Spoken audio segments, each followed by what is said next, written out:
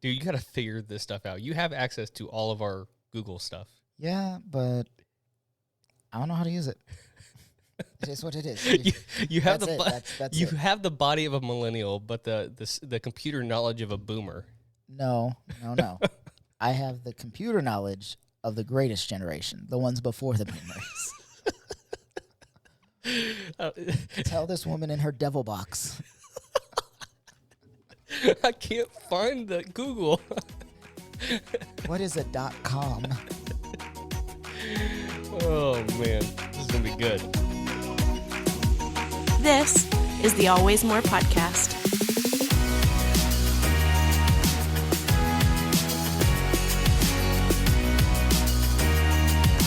Hello and hello. It is November 3rd, and welcome to the Always More podcast, where we believe there's always more room at the table for honest questions, meaningful conversations, and deeper understanding. Today on the pod, we are talking about our reviews and recommendations of the week, flying cephalopods, potatoes versus ramen, breathing through butts, how we met our wives, and so much more. But first, I'm your co-host, Tim Lichty, and sitting across from me is my hero, my shining light, my best friend, and co-host, Christopher Thomas Ford. Bonjour. How you doing, my good sir? To be honest, man, I've had better days, but it is a no-bones day. No Bones Day. As we're recording this, it is a no-bones day, and Noodle said it's all right. Noodle said it's all right. So explain to me, because I'm vaguely aware of the whole situation. You were on mentally healthy TikTok. All right, so you and my wife are not. I am not on mentally healthy TikTok. I am on mentally unstable TikTok. So what that means is there is a 13-year-old pug named Noodle, and his owner every day, John, will come out and pick up Noodle from the bed and try to stand him up. Okay. If Noodle stands up, it means he has bones, and it's going to be a good day.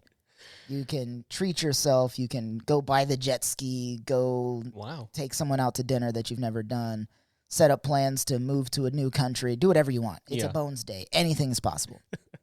On a no-bones day, he picks him up, stands him up, and Noodle just collapses into his bed as though he has no bones.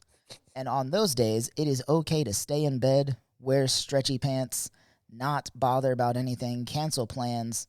No bones day. You got to take care of yourself. So today's a no bones day. The fact that I'm even here right now is a blessing unto you. How does that work with work? It's a no bones day. It doesn't matter. I've called in for no bones day. Have you really? I have. Yeah. I've called John and been like, Sorry, hey, man, John. it's a no bones day. I can't work today. What are you talking about? No bones. The pug had no bones. And then I just hang up. Oh, man. That's good stuff. Well, guys, we're back. We're back. Dude, that was okay. If you're coming into this and you don't know what we're talking If about, you somehow missed the last 7 episodes, but you're starting this week, we have just come out of a deconstruction series, and which was our first series. Correct, and it is just as deep as you can imagine it. And yet still very surface level when it comes to deconstruction. Oh, absolutely, just scratching the surface. Someone on YouTube, I think it was on YouTube, commented something along the lines of like, great series, and someone emailed me actually, and it's like, wow, you really got into this. You didn't just do 1 episode, you did 7. I'm like, yeah, we did 7. we were gonna do a lot more. Halfway, we're like, okay, I had to talk Tim down out of. I think we initially had 10 episodes planned, something like that. I had to talk Tim out of it. So, you guys, we're glad that we did it. Like, there's no regrets with it. Oh, for sure. Yeah, we even just for my mental state, I'm glad that I was able to get a lot of things out and just. It's really nice to be able to like get it off our chest and talk to each other about it, talk to you guys about it. Yeah. Really put it out there, and it kind of helps solidify some of the things that we were thinking. Like, as I say this out loud, okay, this is why I feel this way. Right, exactly. It was really nice. Yeah, whenever you have those Facebook conversations with people or in the comments, a lot of times there's a lot of context missing. And so, to me, anyways, it was important to kind of put in the, like Chris said, the whys as to what I believe in and all that stuff. Get some context for it. That's right. All right, man. Well, hey, we're moving on. We got our segments. We're back. We are going into this, and I forgot that we actually don't have a sound for this first segment, but you're introducing it. We still don't have a sound for this. Forgive me. You had 7 episodes worth of time. No, don't you even freaking dare. Come on, Tim, you're dropping the ball. I might be. What is the first segment, Chris? Our first segment is Rec and Rev. Yeah. This is where we give you guys our recommendations and reviews for the week, things that we enjoyed that we think you might as well, or maybe that you'll hate them, and we just don't care. What's yours, Tim? What have you seen? All right, so I got 3, and they're all visual entertainment. So the first one is a movie by the name of No Time to Die. Now, is that the new James Bond film you're talking about? That absolutely is, my friend. It is the last installment of Daniel Craig as James Bond. And I think, don't hate me on this, but he is, I might have to rewatch his whole saga again, but he might be my favorite Bond. I think he's worthy, not just with the amount of films he's done, but just the different type of Bond we've seen. And there's a lot more, and granted, it's not just because of Daniel Craig, but just what we've seen out of this Bond is so much different in a good way compared to the other Bonds that we've had. I'm still sticking with Pierce Brosnan as... Do you really like Pierce Brosnan? No, I just wanted to see. Oh my God, I'm about to say. No. No, Daniel Craig did an amazing job as Bond. He Yeah. has my heart forever as Bond. Yeah. But I think I would still, regardless of misogyny, have to stick with Sean Connery. Yeah. Sean Connery did it best. He's the other person. It's between him and Daniel that I'm fighting over. Yeah, for sure. But yeah, it was really good. It was a good conclusion to everything, and no spoilers here. But I'm going to look up spoilers later on. I told Chris before we started airing that there are 2 things that happen in this film that has never been seen in a Bond film before. So if you're any kind of Bond fan, you might enjoy Which I am. Not only have I seen, but I own every Bond film to date. I'm working on it. I got, I think, half up there on my shelf. But I got about half. I have digital copies if you want them. I might ask for them. Yeah. All right. Sounds good enough. All right, next up, TV show that I just finished the 2nd season of, Ted Lasso. I still need to get into that. Oh my God, Chris! I swear to God, you need to watch this show. I want to. I introduced it to my sister the other day, and I was like, "Look, Becca, if you don't like it, because it's a background of soccer. It's not all about soccer, but it's in the background of it." And I was like, "Becca, if you don't like it, that's fine. We don't have to watch it, but I think you might enjoy it." And so she watched the first episode, and I kind of look at her, and she goes, "Next one." I was like, okay. So we got through 5 in one night. Nice. And it's a great show. And that's Jason Sudeikis, right? Yeah, he's so good. He I think he just won an Emmy? No. What's the TV award? I don't know. I thought it was Emmys. Okay, so maybe it was an Emmy. Oscars is for movies. Right. I think Emmys is for TV. Yeah. Or so Golden Globe, one of the 2. I don't know. I don't really pay attention to all that. I don't care about awards. Anyway, unless they're my awards. It was Emmy because I remember seeing the show got 7 Emmys. So, yeah. Anyways, really great show. Season 2 was, I would say, a little bit less. I mean, in any second season, it's rather usually a hit or a miss, and this one wasn't either. It was kind of like in the middle ground, but it was still in the same light. Every time I watched it, I was like, okay, yeah, that's why I watch it.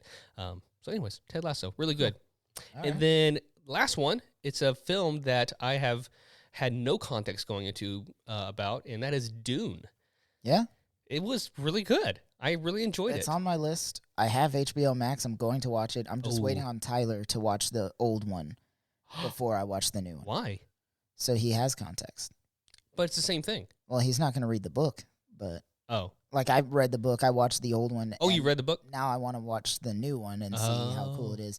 Fun fact about Dune, they all poop and pee in their suits. Well, thank you for that little bit of information. Yeah, I'll explain that to you later when we have more time, but they all poop and pee in their suits. Not the actors, the characters in that universe. Yeah, I get it. They have to conserve moisture. It's a good movie. It's part 1. There's 2 parts. And I think... Oh, they split it into 2. Yeah. The director did really good with it. So there's probably a lot more from the book in this movie. Yes. Okay, good to know. Yeah. I thought it was just like a remake of the old one. No, I don't think so. All right. Yeah. Sweet. All right, that's all I got. What you got, Chris? Yeah, so mine are a show that I didn't think I was going to like, but I got sucked into it. You on Netflix. Me? Not you. You. Anybody? Rush Hour? Yeah. So this one is about Joe Goldberg, who is an accidental serial killer. Accidental? More or less. Okay, so he's not all there psychologically. Like, he falls in love with women and ends up stalking them, and he thinks he's doing great and he's protecting them, and he ends up killing people in the process. And then they're like, dude, you're a murderer. And he's like, no, I'm not. And then he kills them. What do you mean? Just stumbles and accidentally kills people in the process of stalking these girls? So for like, spoilers if you haven't seen You, but in one episode, this woman has a friend that is like dragging her down, basically, and he kills this friend because he's trying to help out the woman. Okay. And then she finds out, and she's like, no, dude, you're a murderer. So he kills her and then frames another guy that he didn't like for the murder. So I thought you meant like he just like accidentally like stumbled into people and just like accidentally kills him. No, he intentionally kills him, but he doesn't initially start out wanting to kill them. Got it. Yeah, so it's a pretty crazy series. I think there's three seasons now, and there's a fourth one has been renewed. Oh, so it'll be pretty cool. I got sucked into it. The last season was, in my opinion, better, if not predictable. But that's just because I watch a lot of crime shows. Yeah, gotcha. It was a really good one. The next one I watch is High on the Hog. I think that one is on Hulu, if I'm not mistaken. Hulu? Maybe. I'll check it out later. But High on the Hog is a food documentary, but it's also the history of black people in the U.S. in relation to food. So fascinating. It follows this guy that starts off in Africa learning about the African cuisine, the slave trade while he's there, and then it comes to America, and he goes through the South and then hits Texas and then up into the North, following basically the Atlantic slave trade, but tying it all back to food. So that's definitely a series that I would suggest. And if you are black, it is so emotional. Like, you can feel it in your soul. You can feel it in your ancestors' bones. Like, it is hard to watch at certain points. Yeah. Even, like, my wife, being as white as she is, like, it really hit her. She cried multiple times. I cried. But it is a phenomenal show. Oh, I'm going to add it then. And then the last one, Star Wars Visions. I need to watch it, man. You haven't watched? You haven't watched Visions? You haven't watched Visions? Okay. Ted Lasso's on season 2, so you better shut up, man. Fair enough. I mean, by that logic, though, Visions is on, like, season 9 because they're all individual stories. No, that is not how this works. No, Visions is a non-canon Star Wars anthology. Basically, each episode is standalone. They don't relate.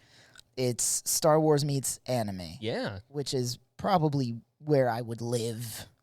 If somebody was like, hey, you have to pick a genre to live in, it's Star Wars anime. Right. That's it. You know, thinking back at just where Star Wars gets its inspiration from, it's all from the old school Japanese right. samurai movies. I'm surprised that they didn't come up with this earlier. Like George Lucas. I'm sure they did, but have you seen how toxic fans of Star Wars can be? Like, yeah.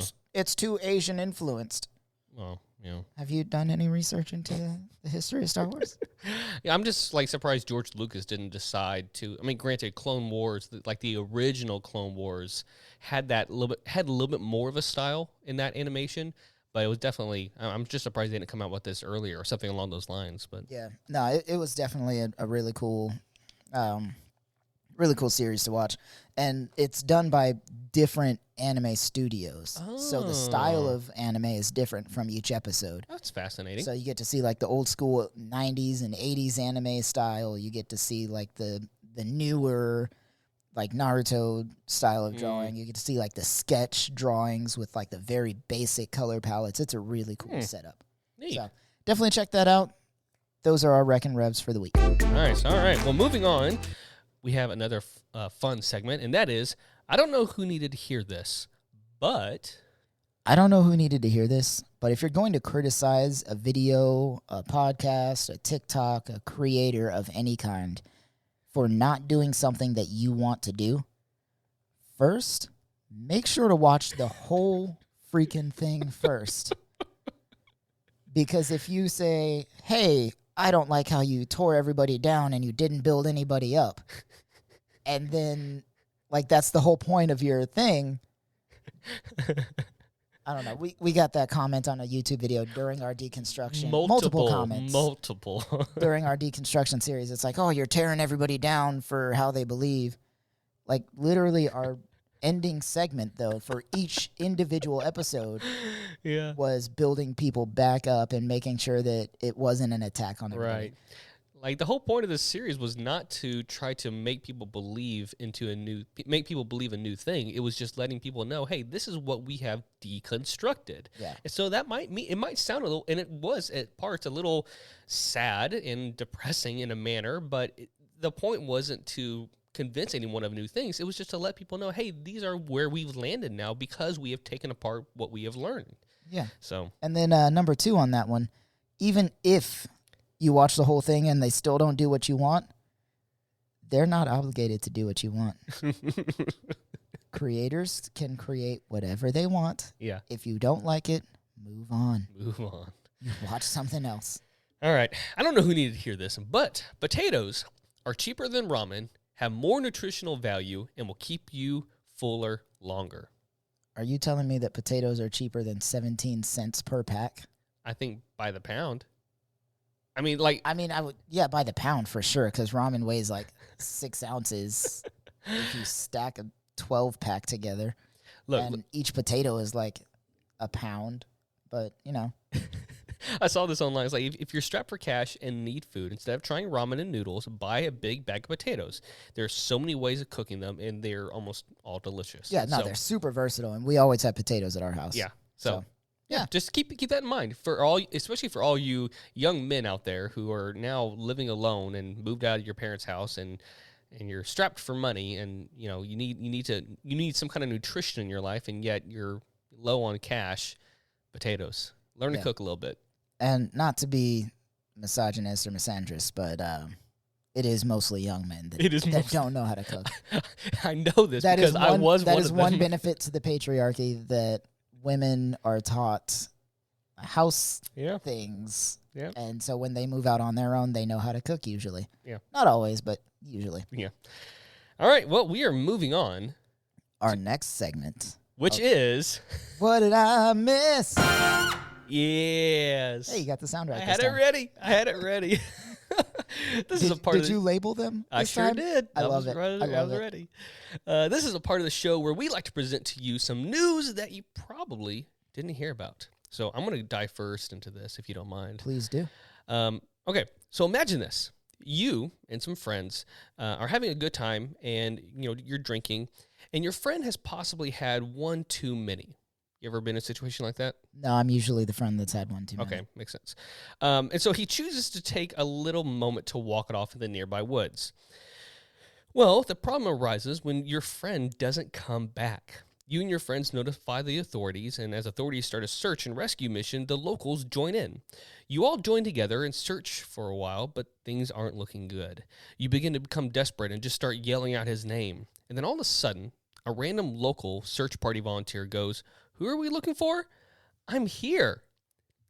I'm sorry, what? Okay, so in Turkey, in this town of Inegöl, this man, like I just mentioned, got himself a little too drunk, found himself so drunk that he just got lost in the woods. And as the search party was looking for him, he somehow, miraculously, found himself within his own search party. And I'm not sure how long he was searching for himself, but he got found. I want to make fun of that man, but that is absolutely something I would do. Like, I just want to help. Who are we looking for? This guy named Chris? On it. And then somebody's like, Chris Ford. I'm like, wait, what? That's me. That's me. I thought we were looking for a different Chris. According to India Times, in the end, Mutlu, I think that was his name, was transported back to his home and family safely. This is no ordinary incident, and it will probably remain one of the weirdest missing person incidents to have been dealt with by the local authorities. So there you go. Local man got so drunk, ended up in his own search party. Lovely. All right, what you got, Chris? All right, so I don't know if you've ever heard of this guy, Chris Crow. which, first of all, if you're going to be a zoologist, Chris Crow is the name to have. That's a good name, yeah. Like that's a supervillain origin if I've ever heard one. But this man, Chris Crow, is, for all intents and purposes, effectively married to a crane. I'm sorry? Yeah, like the bird, crane, Yeah. the big standy birds. A human being is married to a bird? A human being is effectively, not legally, but effectively married to a bird. I'll explain. I don't like this. So like many birds, cranes mate for life. Yeah. And Walnut, the crane, when she first hatched, was handled by humans, raised from being a little, I guess they're called chicks. I don't know what baby cranes are called. But she imprinted on a human. Okay. Rather than imprinting with other cranes. So these different zoos that had her, I think she went from like 2 or 3 different zoos. They would try to mate her because her crane species is an endangered species. Yeah. So they would try to mate her and help restore the population, but she may or may not have murdered her attempted mates. Oh, shoot. Yeah. So they decided rather to send her to the Smithsonian because they have a separate area for that. They have the option to artificially inseminate these birds, all kinds of scientific reasons. Chris Crane got a job at that zoo. Crane or Crow? Chris Crow got a job at that zoo because he had handled other types of cranes before. He was pretty good at what he did, and they brought him in to be the caretaker for this particular crane 5 days out of the week. This crane decided, I kind of like this guy. He's pretty cool. And in order to artificially inseminate her, Chris Crow had to do the mating dance. And she accepted. Oh, my goodness. So he's been taking care of her for the past 14 years. Oh. And those cranes live to be about 60. So this is effectively like they're together for life. Like, even if he retires, he's going to be at that zoo every day to see his bird wife. Oh. Which is really nice. They actually have been able to artificially inseminate her, and she's laid eggs that they have then had to take away because she doesn't view other cranes as part of her species. She thinks she's people, which is great. So they'll inseminate the eggs, and then they'll take them away, give them to other cranes to raise as baby cranes, and that's fine. They're all good to go. But since 2004 is what the article said, they have been together happily, and it is adorable. Well, I'm glad that it didn't turn as sick as I thought it was going to turn. Yeah, this was a safer route for the story to have gone. Yeah, she's a white nape crane, by the way. They're originally from Asia, and they brought her over to take care of, basically. Oh, well, there you go. All right. Well, that was interesting, Chris. Where do we find this stuff? Bro, I think I found this one on TikTok, actually. I found it on TikTok, and then I did some more research into it. Yeah. TikTok is wild, man. You can find all kind of good and bad things on there. No, for sure. Yeah. All right, guys. Well, hey, that is all we have for What Did I Miss? And so next up, we're going to go into our main segment, which is how we met our wives. Let's do it. Come on.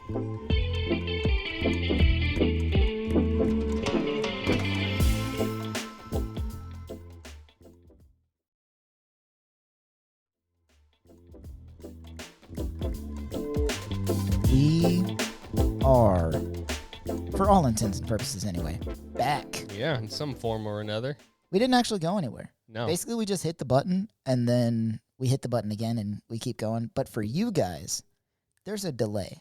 Well, look at you pulling the curtain behind, revealing the man behind the curtain. What's the phrase? Dang it. No, that was it. Yeah, that was it? Yeah. I feel like I don't want to lie to our listeners. Oh my gosh. That's all it is. I just want them to know everything that goes on. Well, I'm not about to reveal all the edits I have to do in order to make so many edits. Mostly my fault. But also your fault. It's all of our faults. We're in this together. No, you're in this together. No, you're in this. Oh, Julian Smith. All right. Well, while we were doing our deconstruction series, we both had our 7-year anniversaries for our weddings. That's Not right. to each other, because I don't think that's legal in Texas. Oh, to have multiple marriages? Yeah. No, I don't think so. But in lieu of that, we decided to get back into the swing of things by talking about how we met our wives. Yeah. It's kind of a reference to one of our favorite shows, How I Met Your Mother. That's right. And other romantic tales along the way. Yeah. PG versions, because yes, that's all we have, really. We haven't asked our wives about any other details either. Yeah, so we're not. I don't even think I didn't tell Janelle we were doing this episode. I told my wife. Oh man, I guess you guys are better than we are. I mean, I just random conversation. Hey, by the way, I'm going to tell all of our most intimate stories. Hope you're cool. Bye. Bye. So let's get into this. Another thing about this, like, you put notes down. Okay. I was just going to tell a story. Okay, now look, you better like be proud of me here, because I was about to write out everything, but I only put bullet notes or bullet points. I also see that you changed names. I did. I'm here for it. Because some people, I mean, look, they're all loved by Jesus and are all human beings, and I don't want to disrespect but not by you. But they're all, I look, I have no hate or disdain against any of them, but yeah, just because I know one of them for sure is still within, is still known, and what's the word I'm looking for? Referenced? Light. They're still in a circle of people that I know, and that friends of mine know, and so right. Yeah, just out of respect. That's all. Fair enough. And I'm not dissing on anyone, but I thought I'd just I guess I should probably change some names too then. You don't have to. I plan to. We already got honest in the last series. I want you to go first so I can follow your track. I know you put me first in the notes, but I want you to go first so that I can follow your train. All right. So, like Ted Mosby from How Much Mother, I could have very easily turned this into a 9 series show. Very easily. Very easily. Because Jessica and I's relationship before we got married was about a 10-year journey. Mm-hmm. And so here we go. I first moved to Colleen in 2004, and during that time, right before we moved here, or maybe it was like when we first moved here, we went out to eat with a family who was already pastoring at Grace Christian Center, which is the church that my dad got a job at. And that family was the Life Esty family. And in that family of 1, 2, 3, 4, 5, 6, 7 at the time, 6, was Jessica Lichty, because Justice wasn't adopted yet. You got Ashley, Rachel, Jess, Anna, Andrew. 5. I didn't realize Andrew was there too. Yeah, he was born. Okay, cool. Yeah.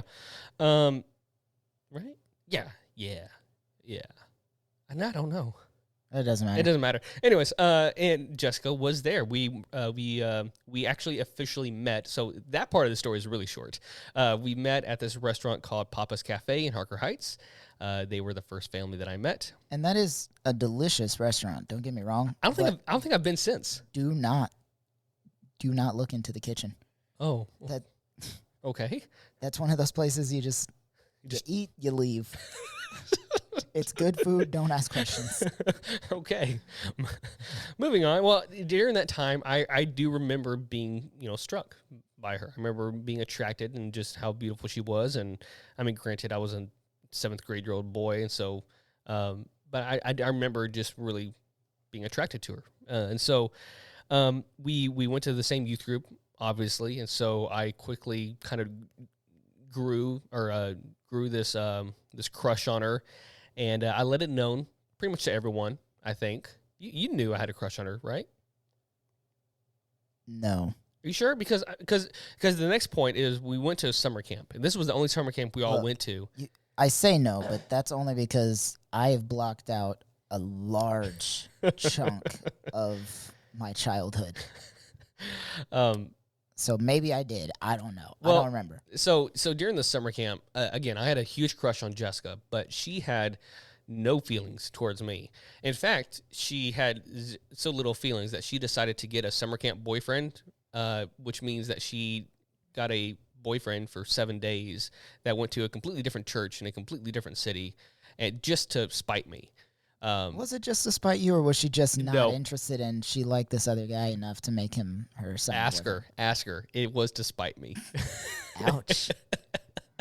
It's a thin line between love and hate, I guess. Yeah, I remember making a big deal out of it, and I remember talking to Dre about it, and Dre was always probably the most mature out of all of us, but he was just like, dude, just chill. It's just a girl. I remember that so distinctly for whatever reason. So yeah, shortly after that, Jessica moved away. Her and her family moved to New Braunfels, where her family still is today. And so at that time, we kind of created this long distance friendship. During that time, we had AOL Messenger, throwback. You got mail. Yeah. Yeah. So we messaged each other a lot on that. We sent each other things, and we just had a growing friendship that we obviously had crushes on each other, but it was kind of those things to where we knew that we couldn't really do anything about it. In fact, one time I had a jazz concert. It was a competition in San Marcos, I think, which is like only 30 minutes away from them. So she came by with her sister Rachel, and we met, and it was like the most awkward thing ever because I think I was like a freshman or sophomore at the time, and we just didn't know what to do or say because most of our conversations were in AOL form. Right. You can't send emojis and you can't do all these different things, and so I mean, not with that attitude, you can't. And so it was around that time that I was the first to be a jerk in our relationship, because around that time I was a sophomore, and I was a sophomore boy, a young boy who would rather have close physical intimacy with someone than have a long distance relationship with someone. Mm-hmm. And that's when I decided to take it upon myself to date this girl named Susan. Now, I dated this girl very quickly and abruptly, and it basically caught Jessica off guard. I basically had told her, "Oh, I'm sorry if you caught the wrong idea about us," and I was totally lying and just trying to get out of it. And I was just an ass. But yeah, so started dating this girl named Susan, who just so happens had dated multiple people in our friend group. Yeah. Chris being among them. Yeah, I also dated Susan. No shade to Susan, though. No, I haven't talked to her since. I really. do remember hearing a comment from somebody that you and I both know that if one person in our friend group were to get mono, we would all have mono. And I have never been so offended by something so true. Because that was not the first time that happened. It wasn't even the second time. And it would not be the last time. That we all dated the same person? At least 2 of the group dated the same person, yes. Who was the other person? I will type it here in the notes so you can see it. What are you talking about? Hold on. Okay, there's one person I dated that someone else did, but not like all of us collectively. Now, granted, it was only, I think, 3 of us out of our guys, brotherhood group that dated Susan. But it wasn't, like, it wasn't all at once, though it was pretty quickly. Within like a year or 2. You dated Susan longest, I think, or something along those lines. So can you see? No, it's not showing up. What are you talking? It's not showing up. I typed it in like near my name. Near your name? Yeah. Oh. I didn't date any of them. Yes, you did. I dated the first one. And the second one. Oh, I did. Bro, did you forget? Wait, are you sure? I am positive. I might have had a crush on her, but I don't think... No, you definitely dated her. Okay. It was brief, but you definitely dated her. Oh, and then, hold on, what was the other one? Okay, guys, so Chris is giving out a list of names here, and I'm trying... Okay, yeah, I'm getting to that one. Okay, so don't worry about that. Okay, true. It was a weird time, guys. Very much like How I Met Your Mother. We all just kind of dated the same people and just stayed friends. That's who we knew. That's who we spent time with. Right. It was our circle. It was very, very interesting. Okay, so Susan and I broke up shortly after, and so Jessica and I resumed talking again. And then that just kind of drizzled out after a while. So we got to know each other a lot, and we got to be friends for a long time, but it just kind of faded out. And so I started dating another girl during my junior year. Her name was Judy. And again, all these names are changed. To protect the innocent. This was my longest relationship at the time.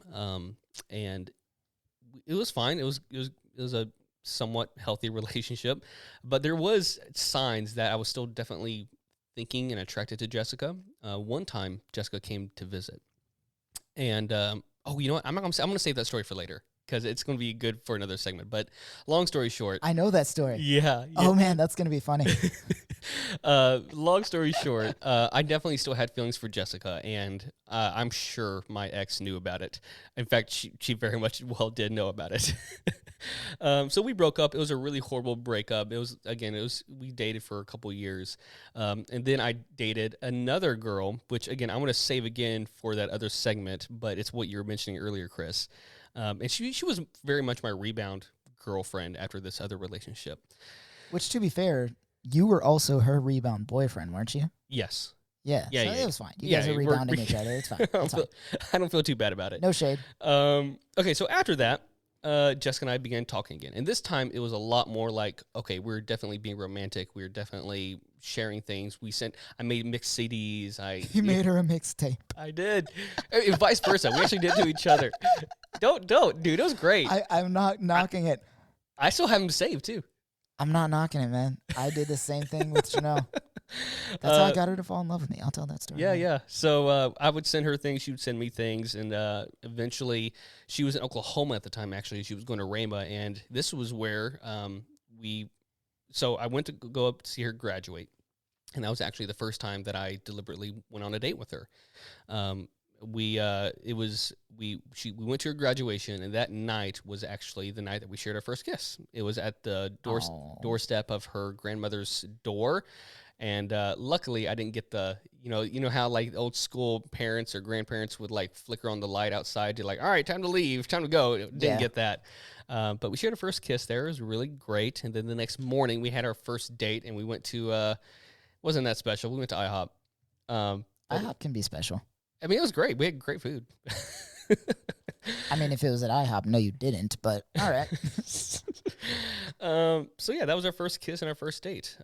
So, after that, and this is where I'm going to basically just summarize the next year and a half of this relationship, because it was very much on again, off again. I still very much loved Jessica, but through...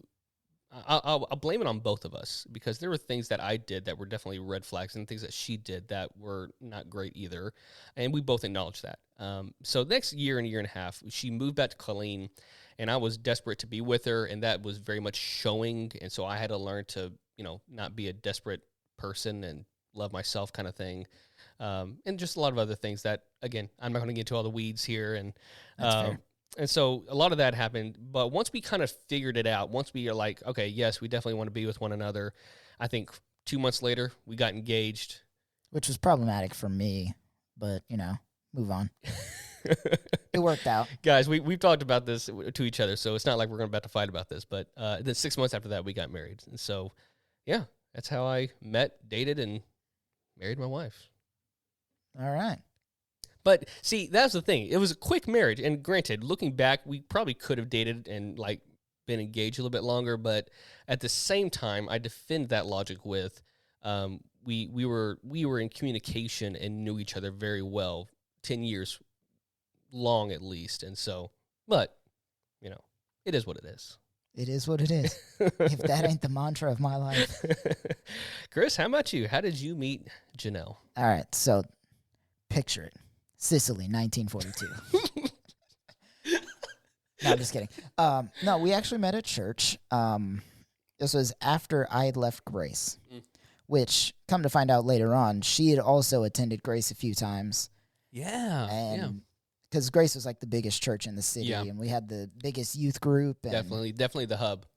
That's where all the cool kids went to hang out. All the cool kids went to GC Crew. There's actually a friend of hers that swears up and down she introduced us, and I have no recollection of this person at all. Not just of that person introducing me. I have no idea who this person is. But moving on. So we missed each other a lot, actually, through our whole lives.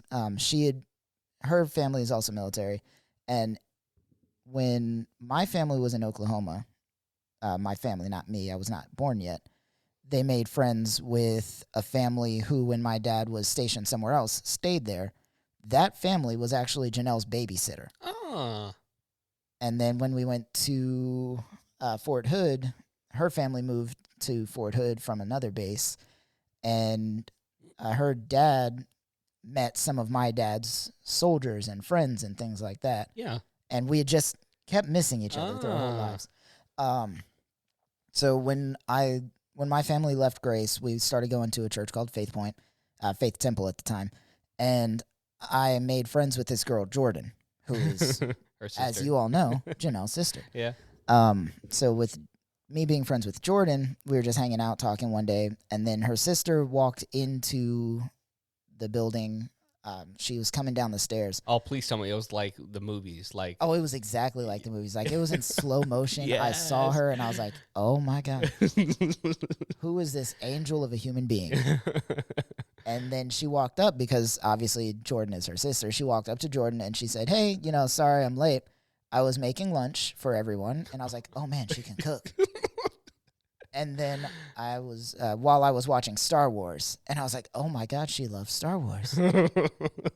And then she said, and then when I got here, there was a Beatles song on the radio, and I couldn't just turn it off. And I was like, oh my God, she loves the Beatles. And like, all of this was internal. Yeah. And then I thought the next part was also going to be internal. But my very first words to this woman, or girl at the time, were, will you marry me? Not hi, not, hey, I'm Chris, not, oh, is this your sister? Like somebody smooth. Like I had been, like, y'all asked him. Okay, yeah, hold on, pause, because I know where you're going with this. Up until this point, Chris was the cool kid. He was the boy that all the girls were attracted to. Yeah. That's how we met. That's how I knew I wanted to be around Chris, because he was a cool guy. And if you remember back to our first episode, how we met, he rejected me as a friend for his friends. I had a lot going on. Yeah, you keep saying that. But yeah, he had no issues getting girlfriends. Let me say it like that. Yeah. Not saying that you had a lot of girlfriends, but I'm just, if I wanted a girl to be my girlfriend, right. she was. Yeah. I was very smooth, and I don't say that to toot my own horn. Just like, the fact of the matter is, I was typically very smooth. You're a smooth man. And this it came out, and she was like, I'm 15, and then walked away. And I was just like, no, wait, come back. No. So it became my goal at that point to get her to marry me at some point in the future. Now, obviously, that did not happen immediately. No. It happened eventually. The only girl to ever reject me is now my wife. So suck on that.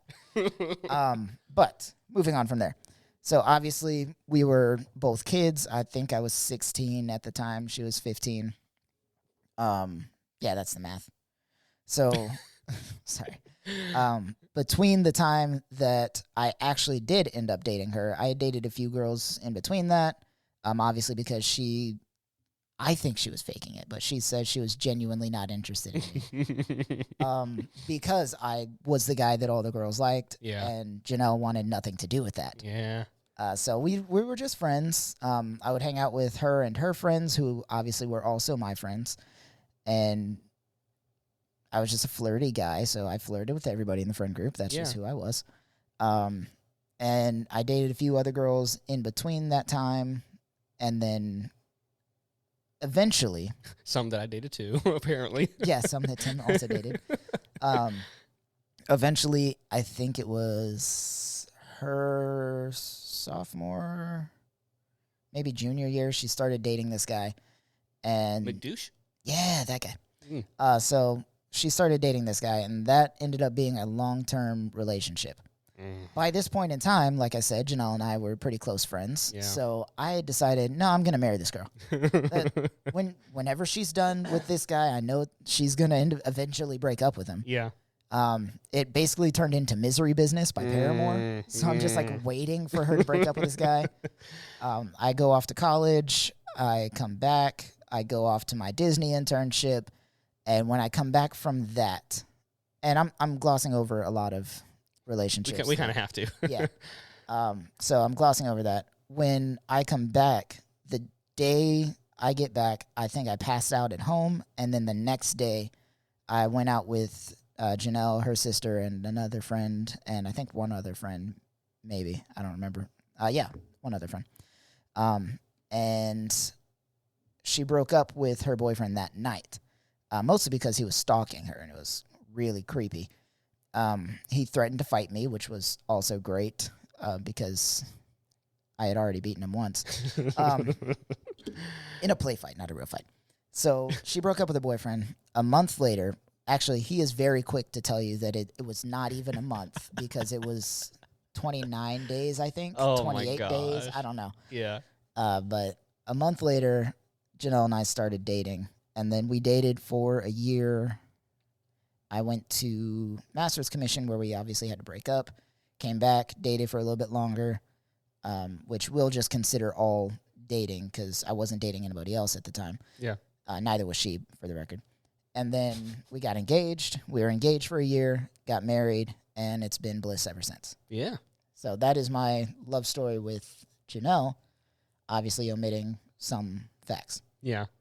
Yeah, during that whole debacle with McDouche, I was halfway through all that because it was after we graduated and I was hanging out with it was three of us mostly, which was really funny how she would hang out with us, you and me. Yeah. And then also have a boyfriend, but it was just it was like I was like Look, Janelle and I were best friends. Yeah. You and I are best friends. So you and Janelle are best friends. Yeah. And then this guy didn't like either of us. No. Because we were males hanging out. We were very threatening. Which, I mean, say what you want about him. His instincts were spot on. I was absolutely trying to steal his girl. Not actually steal, but I was ready when she dropped him because I knew she was going to eventually. You were being a respectable human being. Yeah, I didn't put effort into stealing her. Right, I just hung out with her and respected her as a human. Treated her that like was a human. I wasn't like, hey, you should break up with your boyfriend. Right. No, I was just there because we were friends. We were friends before they started dating. Yeah. And we were friends long after. So there you go. That is my story. If you want more details, you can ask, but All right, so we're going to continue on. Don't worry, we're not done yet because, as mentioned in the title of this episode, we're going to kind of just reveal some other, or not reveal, but kind of share some other tales and experiences of ours regarding some of the details that we might have skipped over. Also PG versions. Yes. So first off, before we get into our stories, let's just break into it by sharing our favorite romantic scenes from movies and shows. Now, I don't know about you, Chris, but I'm not usually a romantic film kind of guy. I don't usually watch. You're not a rom-com watcher? No, I am not. Not usually. Every once in a while, I will find one that I can be okay with. But no, it's not my go-to. So should I share mine first? Yeah, please do.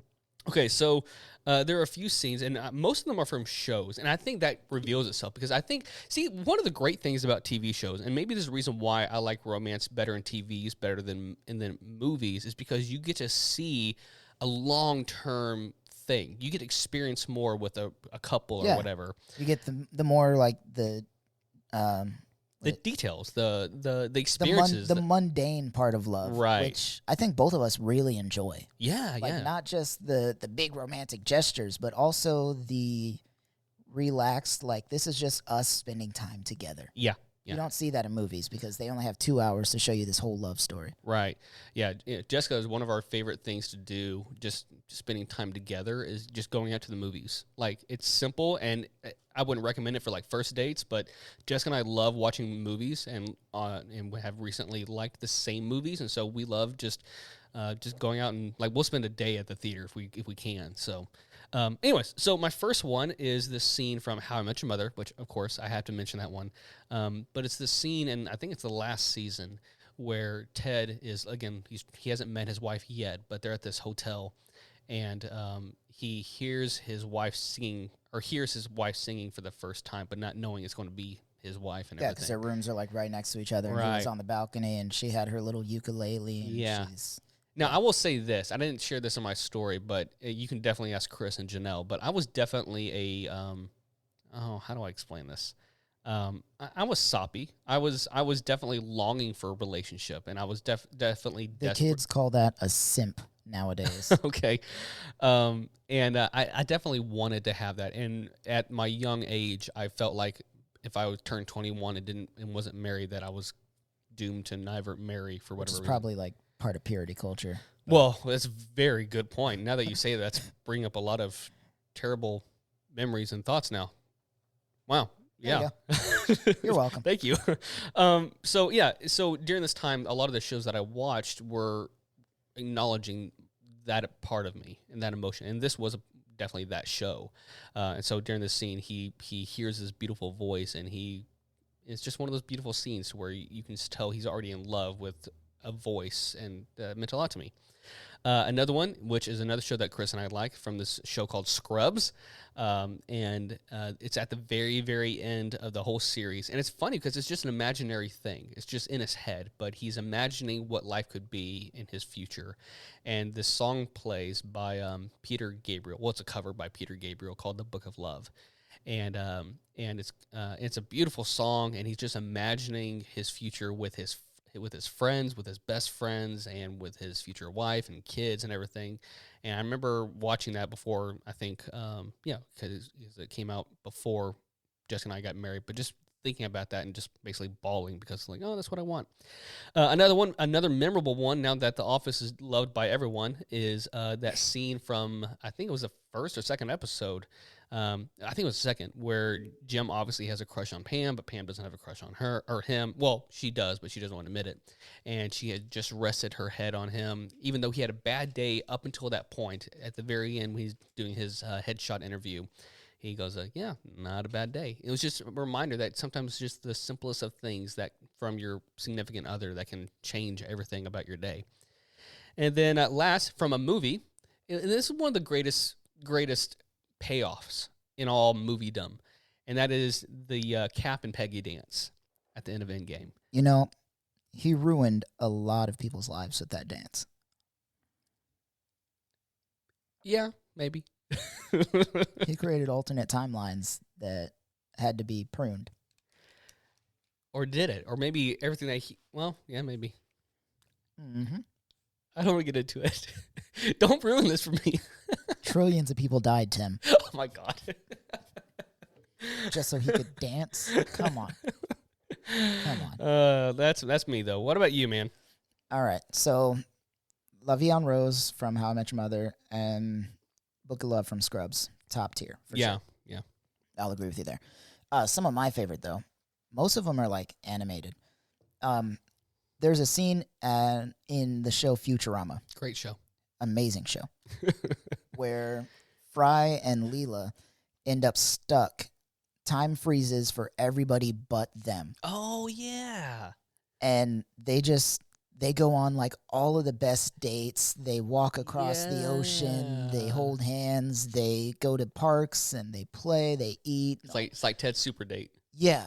But everyone else in the universe is frozen. Right. And they get to the end of their lives, and then they look at each other, and they have the option, and they say, "Do you want to go again?" Aww.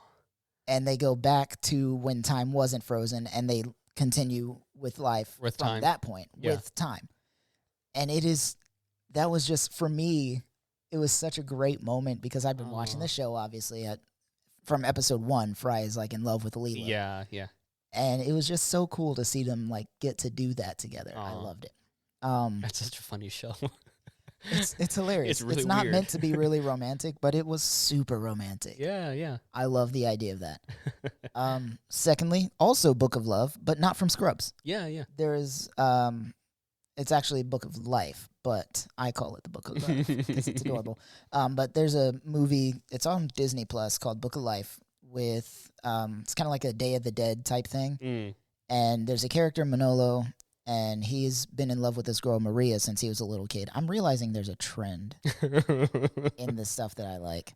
But he's in love with this girl named Maria. She leaves town to go to school at some nunnery, and she comes back, and obviously she's an adult now. She's beautiful, and him and his best friend are both in love with this girl, and they compete for her love, but obviously he's the main character, so he's going to get her hand in marriage or whatever. Yeah. But he disappoints his family, and he thinks, like, the entire town. So he picks up his guitar, and he plays Creep by Radiohead, but an acoustic version. And she's watching from a distance. He doesn't know she's watching. And he's just like, man, I screwed this up. I'm a creep. I'm a weirdo. I just want to be with you. And she's like, oh, my God, Manolo, I didn't know you felt this way. And she there's a bet going on between like the gods of death from the Land of the Remembered and the Land of the Forgotten on which one of the best friends would win her hand. And that's when the one from the Land of the Remembered is like, yep, see, I win. That's it right there. She's in love with him. You don't know women if you don't think that he's going to win. And then he goes to her house and plays her another song. And like he stands on his friend's shoulders and they lift him up to the balcony.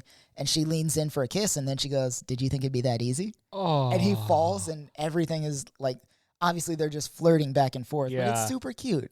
And then he ends up dying for her and then coming back to life because he won the bet. Yeah. All kinds of great stuff.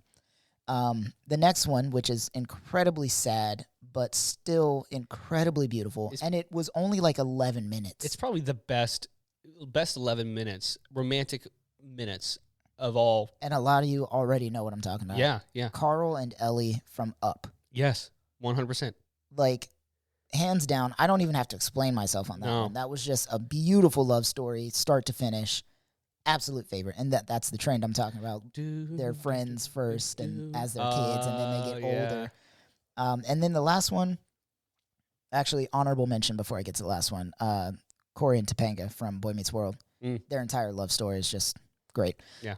But the last one is a movie called Yesterday. Yeah. Where this guy wakes up in a world without the Beatles. Yeah. Like, everybody forgot the Beatles I were haven't a watched thing. it yet. It's so great. You need to. Okay. But everybody forgets the Beatles are a thing except for him. Yeah. So he writes all of the Beatles songs and pushes them forward as his own since nobody else had ever written them. And he becomes super famous. Like, he meets Ed Sheeran, goes on tour with him, becomes even more famous than Ed Sheeran, and he ends up opening for this guy Jack, which is hilarious. But the entire time he has this friend named Ellie. They're best friends again, since they were little. And when he starts writing the Beatles songs, like, he's telling her, like, I wrote this for you, or like, I would dedicate this song to you. And they kind of date, almost, not really. And then they get to a situation where he's got to choose between her and music. She ends up dating this other guy because he's off doing whatever. And then at the climax of the film, he gets out on stage and he's like, you know what? I didn't write these songs. These songs are written by these 4 guys, the Beatles, and they deserve all the credit for it, which the Beatles exist. They just didn't become a band. So he's like, he goes out and talks to John Lennon. Oh, my gosh. Which obviously is not the real John Lennon, but still. Yeah. Goes out and talks to John Lennon, and wow. It's a really cool movie. And then he's like, I didn't write these songs. I don't need to be a musician anymore. And he leaves all of that for Ellie. Grabs her from backstage where he had put her. He sets up like this big reveal. He's like, this is a woman that I love. And she's on camera backstage. Like, what is happening? And then he goes backstage, grabs her, and they just run away from all the music stuff together. Wow. And then he's like, man, I feel like Harry Potter right now. And she goes, who? Oh, my gosh. Like, so it's like, oh, I can write Harry Potter too. Just a really cute movie. But those are my favorite love scenes from movies. Fun. Well, that was cool. Yeah, I like that. All right. Well, let's move on. Let's talk about our favorite dates. Yeah? Talk about favorite dates. Favorite dates. Okay, let's do this. Yeah. You go for it. You want me to go for it? Yeah, please. Okay. So for Janelle's birthday one year, I took her time traveling. We went to a museum. We went to an old car lot, which was just really cool. We went to an old restaurant that was like one of the first restaurants in Austin, like a long time ago. And then to cap off the night, we went to a Beatles concert. Oh. Obviously, it was not the real Beatles. Right. It was a Beatles cover band that's really popular called Rain. So we went to do that, and that was really fun. Had a blast. Nice. Another one is we went to a Jimmy Eat World concert. While we were there, we met up with a couple of friends that we have, accidentally, by the way. Shout out Kyle Gonzalez and Alyssa Harrison. We met up with some friends a while back that after the concert, we went to a burger place, and burger place was all right, but it was just a really fun night. Yeah.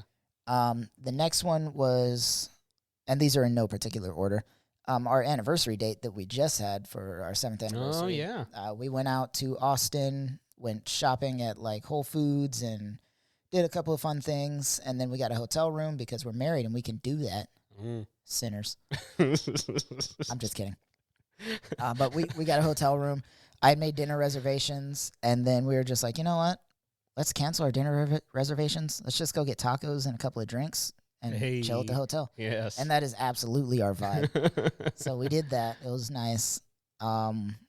Anytime we go to Kura, I like doing that with her. That's a sushi place in Austin. That's really cool. One of my favorite memories of dates, though, is after her graduation, I threw her in the car, and we went to one of her favorite burger places at the time called Storm's, which had shut down. Oh. I will swear that I'll swear on a stack of Bibles I didn't know that this place was actually closed down at the time. And I'm willing to swear on that stack of Bibles because I know the Bible is not God-breathed. So, no, I'm just kidding. But I knew it was closed down. So we went to another one that was in Burnett, which was also closed down. I did not know that one was closed down. But the point is, I got to drive around with my favorite person. Oh. And we were just trying to find some food, man. It was not technically a date because she was still dating what's-his-bucket. But I consider it a date. And I had a blast. Again, respectfully, I wasn't trying to steal her. I just wanted to spend time with her. So there you go. Those are my favorites. Oh, man. What about yours? Yeah. So I don't know if this counts because this was how I proposed to her. But totally counts. That's a date. It's a date. So Jessica loves the beach. Like, she wants to move to a beach someday. That's not the Gulf of Mexico. And respectably, we have property. I'm sorry? Oh, yeah, in Honduras. So I took her out to not the first time, she's been to the beach before, but us together for the first time. And that's how I proposed to her. I took her to the beach alone, just us, no people, whatever, and we had a good time. We got to just stand around. It was her favorite type of weather too. It was like her favorite weather is at the beach, cloudy and a little overcast, and just like that's her vibe. And so it was a perfect day for that. And yeah, it was a great day. We got to just go out, spend the time on the beach, and at the end of it, proposed, and she said yes. That was great. Next one, we've done different versions of this, but there's one in particular time that we went to Austin, and we went to this I can't remember what restaurant it's called, but it's this Italian restaurant, and this is just your stereotypical one. But we walked around a lot, and we went to this bookstore, and Jessica loves books, and so we got to experience like this really cool vintage looking bookstore and just have a good time there. Was this in the Domain? No. Okay. It was really cool. It was really cold, and so we were close and snuggly, and we got to just go out and just walk around. And it's the simple dates like that to me that are really great. Yeah. The stuff that doesn't have to be like a massive thing. It's just spending time together with your favorite person. Yeah. But on the flip side of that, next one I have on my list is when we went to Disney World, and we went out into different restaurants, and we went to several of them, and so those were memorable. I can't remember all the restaurants, but Janelle can if you want a list. That's very true.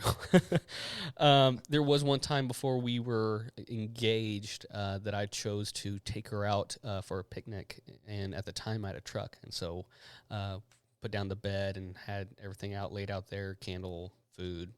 I made the food, if I'm not mistaken. Lasagna, if I remember correctly. And, it was a great time. Just put on the music. It was nighttime. It was like we were just watching the stars, I think. That was really great. And then another one I mentioned earlier is Jessica really loves books and libraries, and so I took her to the Lyndon B. Johnson Library in Austin. It was very windy that day, I remember, but it was a lot of fun. Jessica had it's like it's really just this great feeling, and I'm sure you have this too, Chris, but or anyone does that's in love, but you get to watch your favorite person, the person that you adore the most, enjoy the thing that they enjoy the most. Yeah. It's really just this beautiful moment. Like, it could be the thing that I care the least in the world about, but because she cares about it, it's the greatest thing in the world. Yeah. And so just to be able to go to a library and just see her look at all the old, new books and the museum inside, and I remember that. It was really great. And then last one, we've done this several times, but anytime we get to go to a musical, it's always a great experience. So I always love going out to Austin, or I think we've gone to a couple in Dallas, and just go out to eat and then go to a musical and see the show, and it's always a wonderful time. I think if I went out to eat and then a musical, I would pass out in the middle of the musical. Not because I don't like musicals. I love musicals. Yeah. But just having a stomach full of food, doing something I enjoy, being comfortable, but also not moving, right. I would just fall asleep.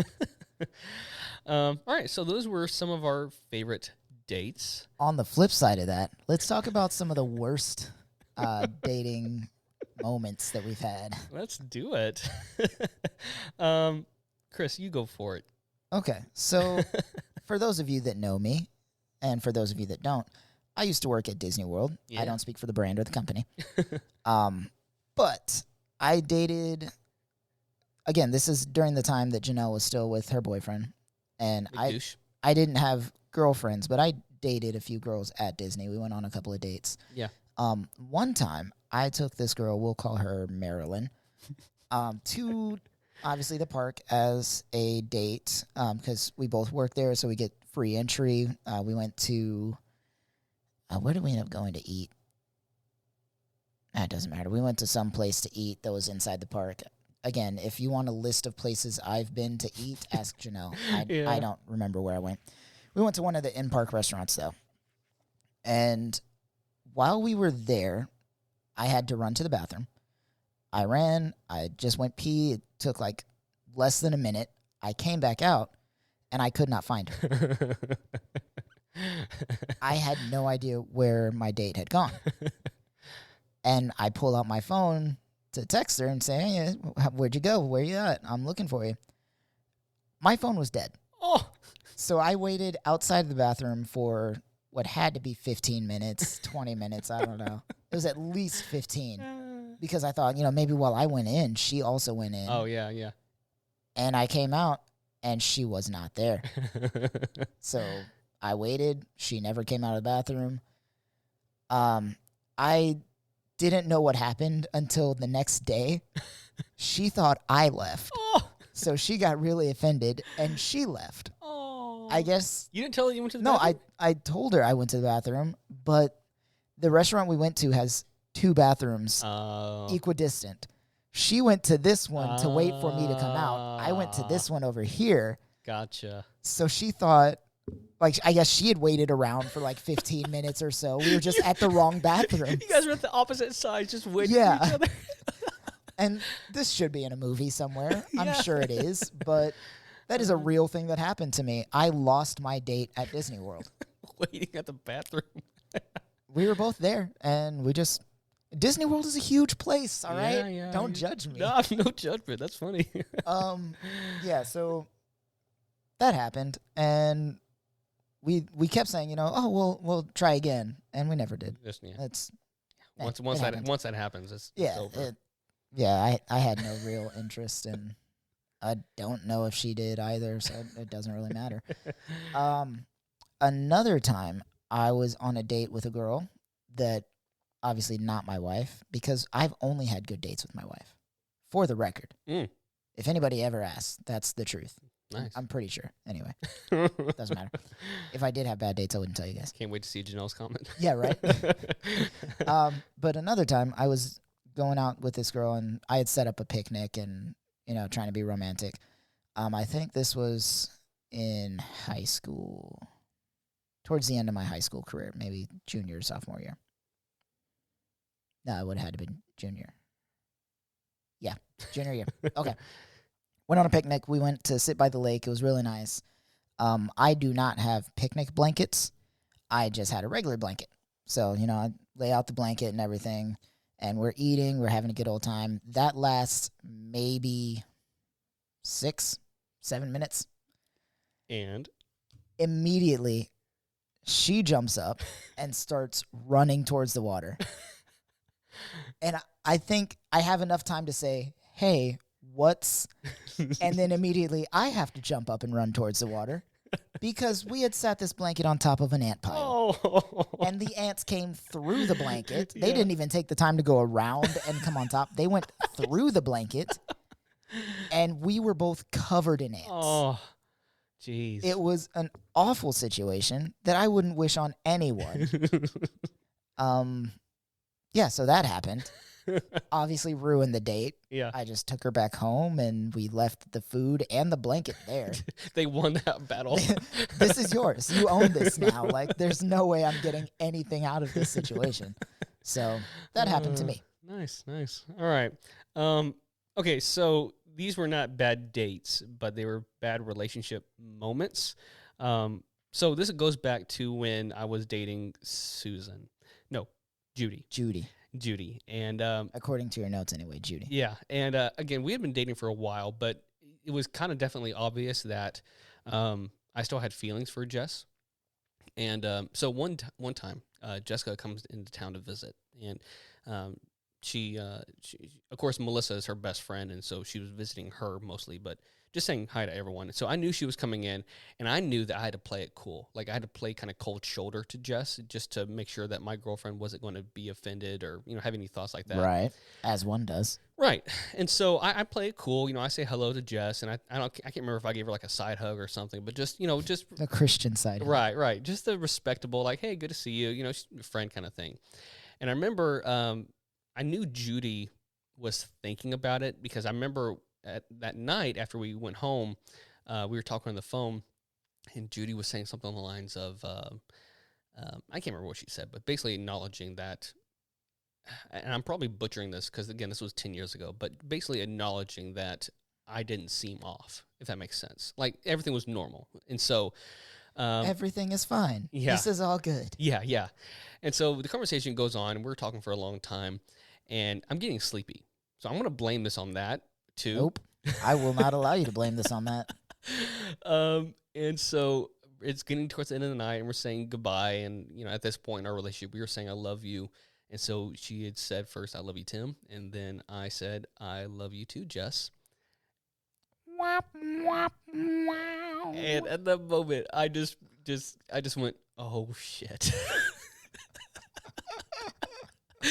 And so we talked for like another hour, me just trying to defend myself and just say, I'm sorry, I was just tired, and she was here today, and it didn't mean anything, and all these different, lying excuses. But obviously it meant something.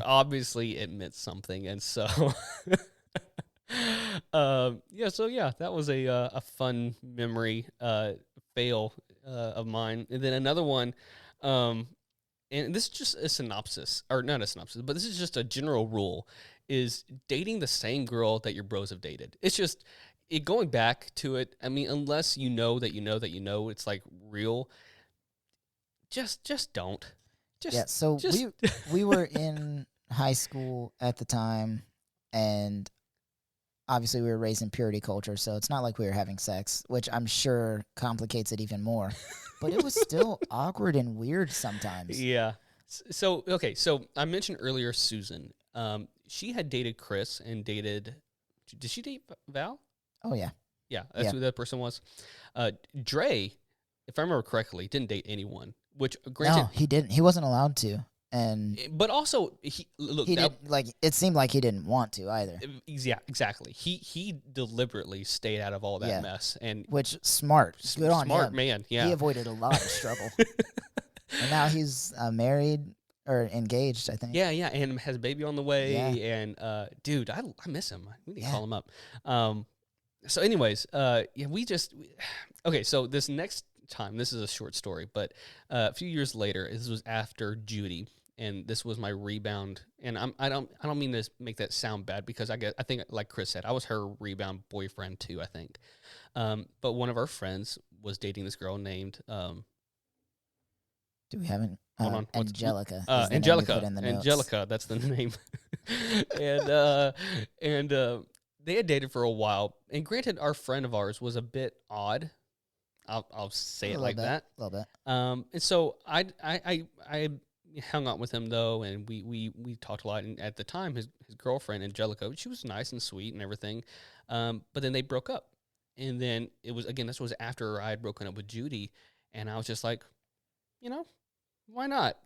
She's cute, she was kind and kind of sweet, but I didn't really get to know her that well. And so we started. I asked our friend, I was like, hey, is it cool if I ask her out, and he goes, yeah, it's fine with me. So I was like, all right, free reign, So we started dating, and it was just one of those things to where I really caught on as to why my friend broke up with her. And she seems like a nice, sweet person, but it was just not a fit. But it was one of those things to where I kind of wanted it to work just because, again, rebound, and I'll blame it on myself. I just wanted something to fill in that void for a little while. But man, it was one of the worst things ever. And so I'm sure on all ends, but I ended up breaking it off. But it was just, guys, for all my bros out there, just don't. Just don't. Just don't. Hold on. I'm typing this in the notes right now so Tim can see it, and I'm going to name these people something else. Okay. I would just like you to go over who dated who at what okay. points. So you and I and Val all three dated Susan. Okay. You and our other friend dated Angelica. Yeah. You and I both dated Peggy. I don't remember that. You definitely did. Okay. All right. I am 100% certain you did. Okay. If you say so. I definitely do. I didn't date this. Oh, you're right. No. Okay. Me and Val dated. You gonna name her? Can you tell I watched Hamilton recently? Eliza and Peggy. Oh man. Val and I dated Eliza, and then we'll call this one Janet. I don't know. But Val and I also both dated Janet. Val and I had a lot. You and Val were the main culprits. Yeah. That's kind of how it. But to be fair, the girls chose this too, so it wasn't like we were just. Yeah, we weren't just passing these people. Right. Like they're human beings with their own decision making capabilities. Obviously, but all these people that he just mentioned, Eliza, Janet, Peggy, we were all somewhat friends. We all hung out in some capacity, and so it was definitely this How I Met Your Mother friends scenario where we all still went to the same church and school and just. Yep. That's who we spent time with. It was high school, man. It's such a weird thing. I want to say there was one more, but I'm not positive. Was there more than one person that dated?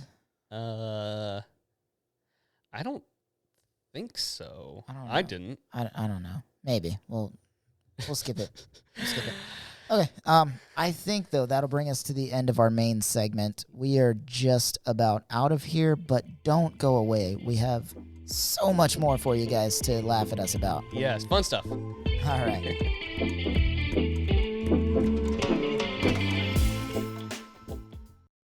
Hey guys, this is Tim and Chris from the Always More podcast. Thank you so much for subscribing, following, rating, liking, commenting, and asking us questions. If you haven't done any of those, you're wrong and you need to. Oh my gosh, Chris, chill. Okay, well, seriously, thank you guys so much for those who have donated to the podcast by giving at buymeacoffee.com in our link in our show notes, and it really just helps us spend more time to creating a better content for you guys to listen to and to also just help feed our caffeine addiction. Which we definitely do have.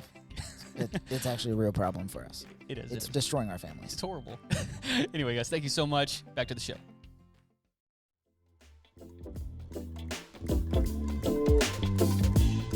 All right, everybody. We are back. Like the side that's not the front. What? I don't know. Oh, man. All right, guys. Well, hey, I hope you guys enjoyed some of those stories, embarrassing things. And trust me, there are many more that we could have gone into. But for the sake of our... Feel free to ask. I have no shame. I will embarrass myself, and I'll embarrass Tim if you want to know more about Tim. And Tim will tell you, I'll tell you. Yeah. All right, so we're going to start off by, first off, just shouting out basically all the people who have been listening for a long time, who have been listening since the beginning, or maybe you came in a few months ago, the listeners, whether you've been, just joining us for the journey and stuck through with us during the deconstruction series, for good or bad, we appreciate you. And for all the new people, because we definitely got an influx of people who started listening during our deconstruction series, shout out to you guys too. Welcome to the journey. Welcome to the regular show, if that makes sense. The regular show. This is how we normally kind of do things. We change it up every other week. We do a different type of show every other week with a few different segments and everything, but it's a lot more upbeat and chipper and We're not tearing people down without building them up. I'm gonna remember that till the day I die, bro. I know. I'm so bitter about that comment. Like, that's not even true. One, it's not even true. Two, we're not trying to do any of those things. First of all, how dare you? And also, shout out to the people who are listening in all these random countries. So we get some, we get some stats, and I know who this first person is for sure. But shout out to people from Germany. Do you know who the first person is? Because my godfather and my god sister live in Germany. Oh, maybe it's them too. But I'm pretty sure it's our friend Michael Parker. It may be both. Maybe both. Shout out to you guys for listening. We appreciate you. Here a list of other countries that just recently started listening in. So Bangladesh, right? Australia, which may be my friends. UK, also may be my friends. New Zealand, also may be my friends. I met a lot of people from overseas at Disney. But say I have friends too. Canada, Netherlands, and India. So that's cool. Yeah, I'm here for it. Hello, all you people, and from all these other countries and continents. If I spoke your languages, I would greet you in them. I do not. Yeah, I don't know. I can say hello to the people in Australia, UK, New Zealand, as long as they're not indigenous. Canada, as long as they're not in Montreal, in their original languages. And it's hello. Hello. And thank you, colonization. And then one last thing before we move on. In case you don't remember, we had briefly mentioned this in the deconstruction series, but because I love lists and because I love soundtracks, I decided to make some soundtracks to our episodes. Hey. So if you go to our show notes and you look for where it says Spotify soundtracks, you can click that link and it'll bring you to our Spotify account that has playlists for each episode that we've done, including the deconstruction series, which really proud of that one. So songs that we like, songs that we are inspired by, songs that we listen to during those times, and a lot of great fun stuff. It is that indeed fun. Moving on to our next segment, we are going to our... Do we have a sound for this one? No. Don't. We gotta make sounds for everything. I know. All right, this is our segment, #AskChrisAndTim. Yes. This is where you guys get to ask us questions, and regardless of what they are, we will answer them to the best of our ability. We will answer them.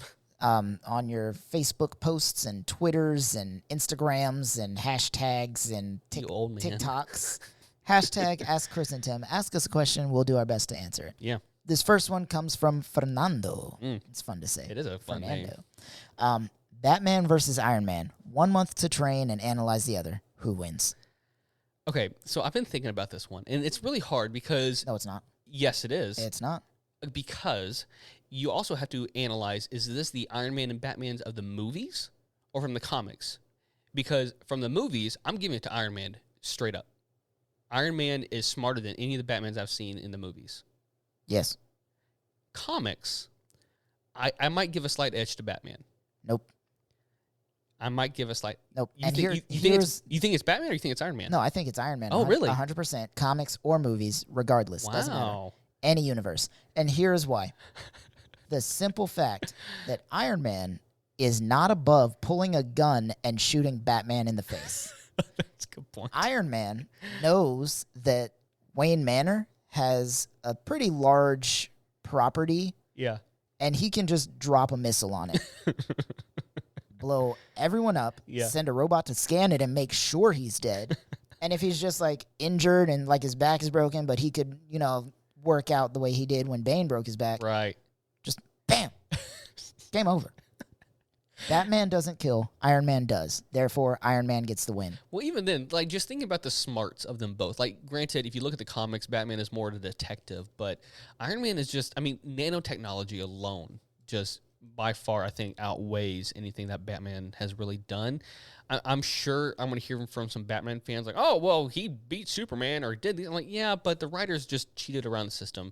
99% of the time, Batman is going to lose against these bigger guys. He just is. I hear you. But they're actually one of my favorite things to do with a buddy of mine. Comes and hangs out every now and then. He's been one of my best friends since I was a little kid. Danny O'Reilly. We watch this show together called Death Battle. Okay. Which... Do tell. I'm pulling it up right now. Let's see. because there is a Batman versus Iron Man death battle. Is it like based on stats? Yep, they go into like the science of it. It's not just like because we want to. Hold on, let's see.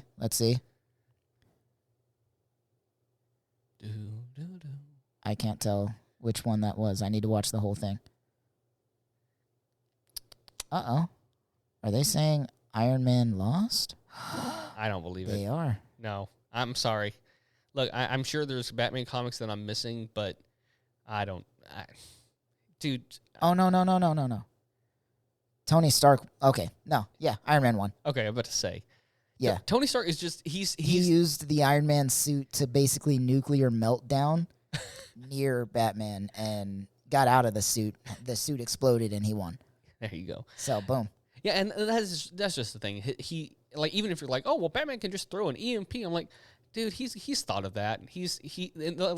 There's one guy on TikTok where he talks about Iron Man and how every single movie you see something new in his suit that was because he learned a hard lesson. Yeah, and so because that's the argument. And Fernando brought this up for a reason because they're both smart people. But I think Iron Man's he's just got the edge on him. Oh, for sure. Yeah. 100%. That's like, who would win, Superman versus this person? Superman has laser vision. Come on, guys. He's faster than a He speeding can bullet. go to the moon and laser vision you from the moon. No one wins if they're willing to kill. Yeah, right. Exactly. That's it. Yeah. Okay, so our friend Aaron, another versus question. Aaron asked, who wins in a fight?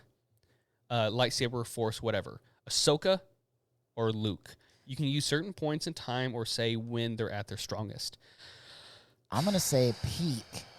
At their peak, Luke wins. I like Ahsoka way more. I don't think we've seen Ahsoka at her peak. That's the problem. Oh, at their peak so far then. And I'm taking into account the movies, not like comics, because those were scrapped. They're not canon anymore. So just canon at their peak. And you also have to remember, like, the Force is a living thing that flows in and out of everyone. Yeah.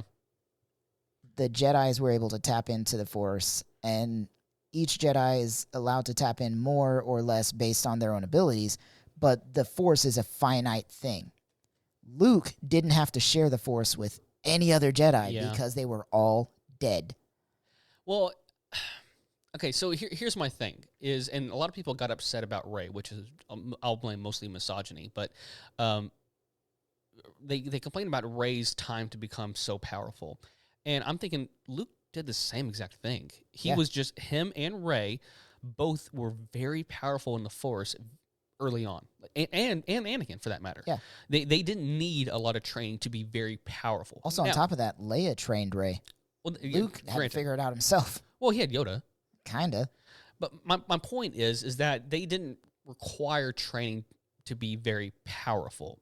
However, they did require training to become very skillful. Yes. And so Ahsoka was trained by arguably the greatest living Jedi of all time, Anakin Skywalker. And Yoda. And Yoda. And Obi-Wan. So it's a toss-up for me because I love Luke, but, I mean, Ahsoka knows how to fight. She was in wars, literally in wars, fought with the Mandalores on the siege of Mandalore, and I mean, just the woman is, I don't know, man. It is. You know what? I think you changed my mind.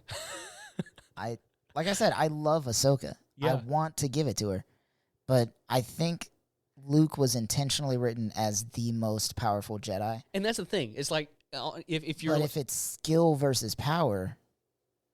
See, it's really because it comes back down to like that fight between Yoda and Dooku, because it was really just about, okay, well, obviously you can control the Force better than I can. Yoda could better than Dooku, so it came down to the sword fight, and even then Yoda was pretty much kicking butt for the most part, but it was pretty equal. See, that's the thing, is like, who would win in that kind of fight? Yeah, the only reason Dooku got away is because he tried to kill Obi-Wan.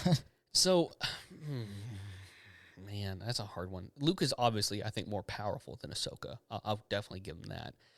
If killing is allowed and they like kind of let go of that, and they kind of, if it has to be a death kind of thing, I think I might edge Luke 51% of the time, but it's close to me. It's super close, yeah. Yeah. No, same thing. Yep. Yeah. All right. Thanks for that question, Aaron. That's a good one.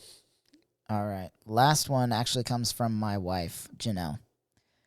What is your favorite animated Disney movie before 2000? Does Pixar count? Yeah. This one's tough for me. Like I said, I've worked at Disney. I've spent a lot of time being a Disney kid. Like, this is hard. My childhood memories. Okay, what? I guess favorite. Emotionally, I would say it's got to be Lion King. So, I think that's it. I mean, I love Toy Story, and that one is amazing and incredible. But I think emotionally, just being so young with it and remembering it very vividly, I think Lion King probably has the edge. So for me, as you know, I am bipolar depressive. So for me, it definitely depends on my mood. If I'm in an all right mood, it's absolutely Lion King. I love that movie, the retelling of Hamlet, the music, everything. It's just such a great movie. Yeah. But if I am in a depressive mood, the only Disney movie that cheers me up is The Many Adventures of Winnie the Pooh. Oh, that's good stuff. And I love that movie as well. My daughter recently discovered, because I showed it to her, that Winnie the Pooh has a TV show. Oh, yeah. The New Adventures of Winnie the Pooh. Oh. And she loves that show. So we watch that together, and I cry every time because she's super sweet. Man, I will shout out, though, Robin Hood. Oh, yeah, Robin Hood was really good. That was really good. We watched that one a lot, too. Yeah. The whistle, just the intro alone just brings back so many memories, good vibes. How does it go? Yes.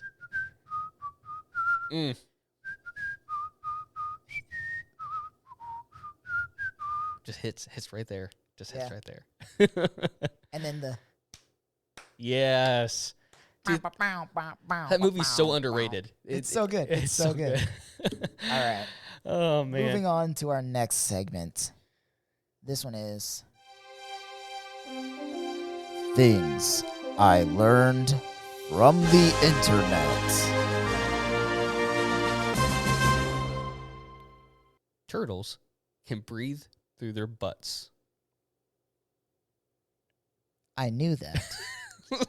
And yet hearing it said out loud by someone that is not Olaf just... What?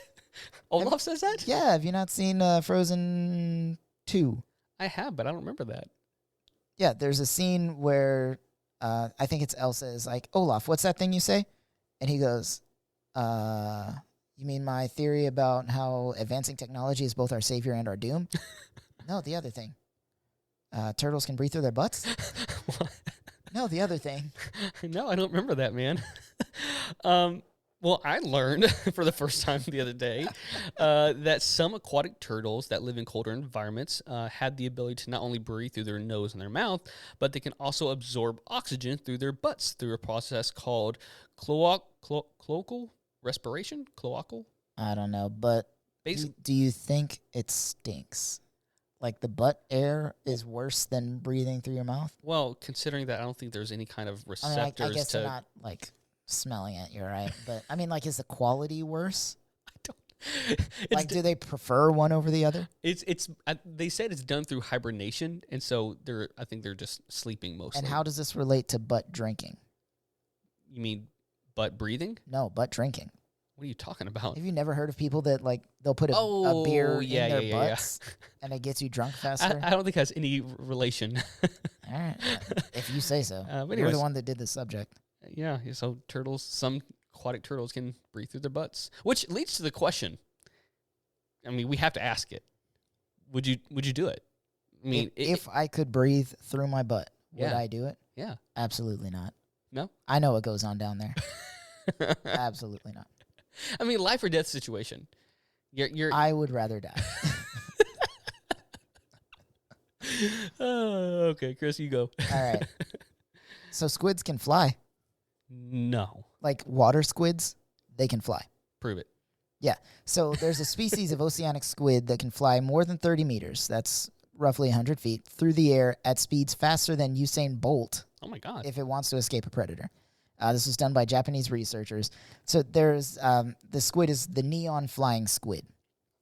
And there's a town that this guy was out fishing or something, and there was a squid on his roof.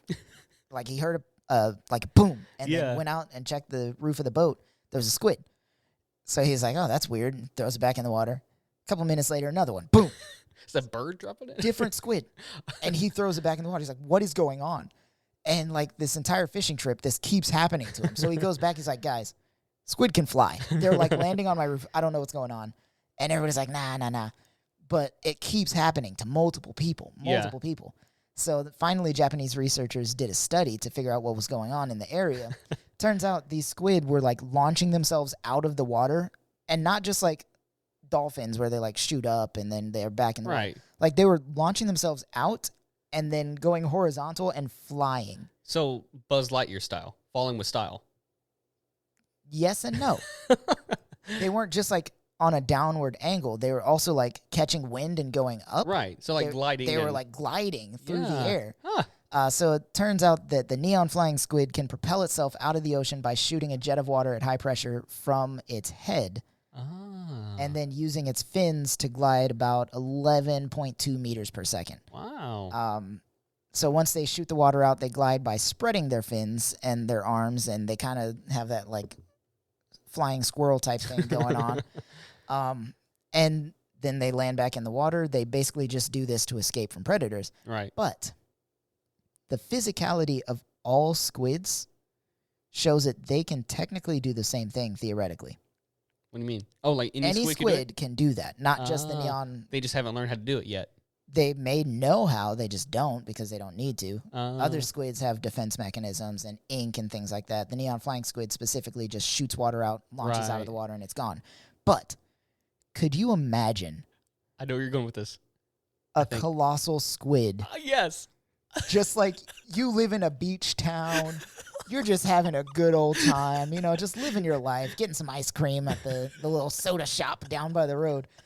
And you look towards the beach, as you often do, this is a lovely view. I enjoy the beach view. I get to see kids playing, dogs running around, nice little What the hell is that? Just a colossal squid, like thousands upon thousands of pounds of squid flying through the air directly towards you. It's like one of those moments where you just look up, you see a bomb coming, and you're like, this may as well happen. Just sit down and just take in the moment. That's it. But it's a squid. Oh, that'd be terrifying. What movie? Oh, my God. What movie was that? Watchmen. The giant squid that he dropped on the town. Ozymandias dropped a giant squid. Yes. Oh, man. Just imagine that. That'd be awful. Well, there you go. There you go. That's my things I learned from the internet. All right. We got 2 more segments, and this next one is one of my favorites, and it's time for Shower Thoughts with Chris. Can anybody tell me how crown molding got so popular? Like, seriously. Like, okay, so first, it's way out of reach. Nobody ever pays attention to, like, the top part of your house where dad does. Where the wall meets the ceiling. Well, he does now, but, like, how did it start? Yeah. Secondly, it's just another thing to clean. Yeah. Like, aside from the fact that it's just up there doing nothing. Like, it doesn't hold your house together. There's no reason for it, technically, aside from aesthetics. It's called molding. Like, who wants mold in their house? And then thirdly, it's so expensive. Yeah. Who is spending that kind of money to put crown mold? Like, how did it become a thing? Yeah, I don't know. And why do I need it in my house? Yeah. That was one of the first things my dad did when they bought their house that they're in now. He just put it up, and he's like, this is going to raise the value of the house so much. It does. And I don't know why. Oh, yeah, I don't get it either. That's what I think about in the shower, guys. Oh, all right. Some houses you can look up in the shower, and it's there. It's like, it's where the ceiling meets the wall in the shower. That crown molding is going to get some mold. It is absolutely molding. It's crown molding is what it is. Molding, crown molding. Oh, man. I'm sure someone in the comments will be like, well, actually, here's the history of it. Please do. Educate me, please. I beg of you. All right. Well, that was Shower Thoughts with Chris. And now we are ending our... So when we started the deconstruction series, we quickly realized that we needed something to lift everything up at the end, just because of how heavy everything was in that series. And we kind of wanted to continue that title on... and we're not going to necessarily do monologues or anything like that unless we really want to. But we wanted to end this show, as we'll do with every show from here on out, with there is always more than this. And we wanted to just we just kind of put some bullet point things to say. And so for all of you who maybe haven't found a long-term partner yet, that you're doomed. I'm just kidding. Here's what we'll say with that. In my personal experience, and this is not saying that I wish that I didn't have a wife or that I want to try to make sure I say this correctly. The grass isn't always greener on the other side. Just because you have a ring on your finger, that does not mean your life is going to be better. And I know people know that, but there's something that I've learned that Jessica and I are both have been learning and through our deconstruction, is that it is so vital and important to learn to love yourself and to know yourself and to have that capacity. And there's things that I wish that we both would have learned about ourselves before we got married. And so I say that because it's easy on the other side. And again, I'm trying to remember back to before Jessica and I were married, but I know that it wasn't easy. But it's just a maybe a glimmer of hope for you guys that are still single out there. Really take the time to just learn to love yourself. I know it sounds so cheesy and it sounds so cliche and all these different, it's cliche to say that's cliche and all those things, but it really, as a married person now, and by no means am I an expert, we've only been married 7 years, but it's something that it's come up in our marriage, is just how important it is to know ourselves and to love each other and know how to treat and know what we need. So yeah. There you go. That's all I got. Do you have anything to add to that, or? I would definitely say sacrifice humans for. I'm just kidding. Yeah. No. Yeah. The only thing I would add to that is, as cringy as I think the Christian church can be when it comes to stuff, the love languages. Oh yeah, really help out. If you know how to love your partner, you should be pretty well set. Yeah. And if your love languages are not compatible, maybe you can either work on that, or that may not be the person that you're hoping for. Right. So I just dropped something. But I think that's a pretty good ending segment. Yeah, absolutely. And well, guys, that's all I've got to say. And thank you all again for listening and being a part of this, and for just being here along in the journey with us, because we know that we're just two regular dudes that just like to talk in a microphone and share stories and laugh and joke and, just try to get through the day. Yeah. Yeah. So we appreciate you guys listening, for rating, commenting, for sharing the podcast, for your questions, for your suggestions. Yeah. If you want us to talk about something, let us know. Yeah, please do. Please do. We are open to suggestions. We have our own, trust me, I have my own list of ideas and things that I can share, but we want to hear what you want to. We want to hear what you want to hear. Yeah, that's right. That's right. Yeah. All right. All right, guys. We love y'all, and we'll see you guys next time. Peace out. Thank you for listening to the Always More podcast. If you enjoyed today's episode, be sure to subscribe, share, like, and rate on whatever your platform of preference is. You can follow us on Instagram and Facebook at Always More Pod, and ask your question using hashtag AskChrisAndTim. If you'd like to support the podcast and feed into Chris and Tim's caffeine addiction, you can do so at buymeacoffee.com/alwaysmorepod. For further information and to contact Chris or Tim, you can email them at alwaysmorepodcast@gmail.com. We reference the No Bones Day. Okay. The collective mental state of an entire generation rests on a 13-year-old pug who barely has the energy to stand. And when that tiny dog dies, because it's coming soon, I'm not going to work that day. I am going to cry. I promise you, I will cry. Half the nation will be in a state of mourning. You're not even kidding. Like, literally half of the nation will be mourning Noodle, the 13-year-old pug. We got to record. God bless him.